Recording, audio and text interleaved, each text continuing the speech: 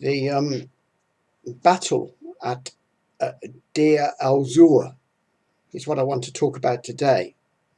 In another broadcast, which didn't go through on one channel for various technical reasons, I mentioned the role of Tony Benn, not Tony Benn, Hilary Benn, Tony Benn's son, in helping set up the coalition of the willing, because he broke with the Labour Party policy and would not back his leader, who didn't want Britain to bomb Syria. And you can check out the details of the debate online, which will be associated with this broadcast. But anyway, the point was that the British came in with multi-party support because of Hilary Benn.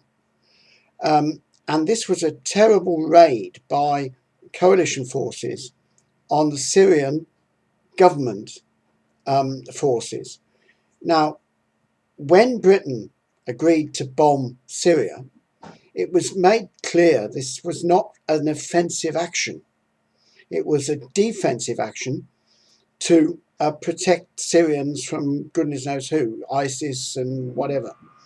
But it was used as a means of attacking the Syrian government. Now, on the 17th of September, ISIS attacked the town of Deir al-Zour in northern Syria.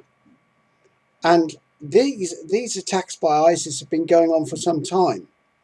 But there was a desperation about this particular attack.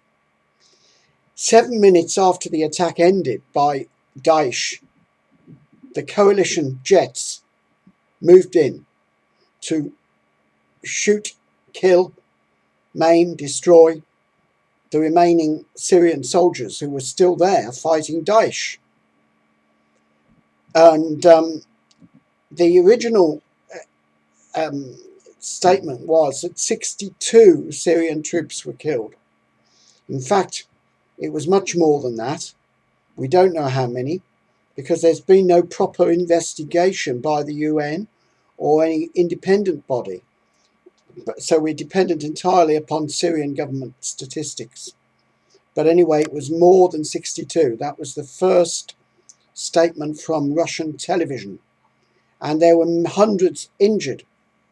This was as a result of the coalition airstrike on the Daesh targets. The coalition air forces comprised the United States, Great Britain, Denmark, and Australia. Now, the British didn't send any jets in, they sent in a drone, a Reaper drone. So there have been some pictures of this massacre, which I saw. These lads in the desert, Syrian forces, are isolated, just being mown down by the coalition air forces. This was another Libya in microcosm. Libya, David Cameron bombed from a great height and killed thousands of valiant Libyan soldiers stuck in the desert.